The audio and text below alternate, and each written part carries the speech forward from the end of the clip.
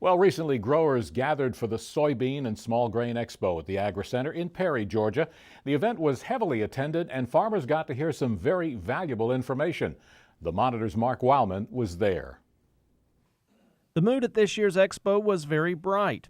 Not only are farmers coming off a very good year, but they are looking forward to the upcoming growing season as well. The Georgia-Florida Soybean Small Grain Expo is an opportunity for us to get together as far as, from farmers to industry representatives to UGA extension personnel and some of those from other places across the country to really talk about, soybean and small grain production, what it's going to do for us, what we've learned this year, and thinking about next year as far as being profitable and productive with our crops. UGA ag economist Nathan Smith presented the outlook for the crops. Growers have seen some good prices recently, but this is no guarantee of the coming year. Soybeans in the U.S. Right now we're pretty tight, in terms of supply, and exports have really been driving demand, and that's been in large part because of China. But there's a big soybean crop coming off in South America, and so that'll hit the market soon, starting to hit the market, and so that'll kind of change probably slow down our exports, but right now our exports are ahead of pace and in terms of soybeans, so that's helping hold price up right now.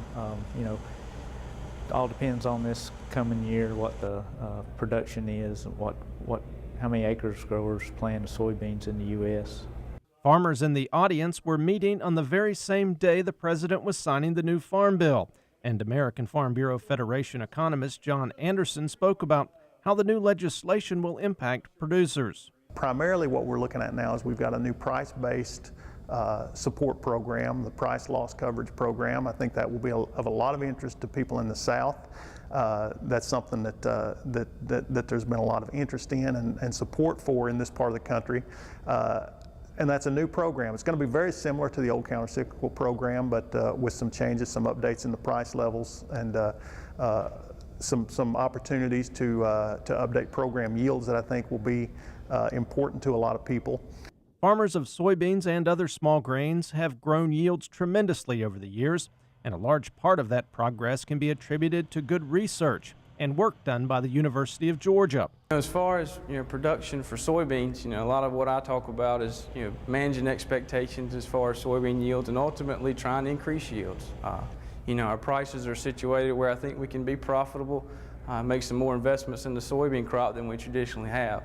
It's a unique situation to change maybe some of the ways we manage soybeans and ultimately make more money and more yield. Various topics ranging from disease management to the kudzu bug were discussed to make sure farmers are prepared for potential hazards to their crops. Also at the event, awards were given out to honor those in the industry.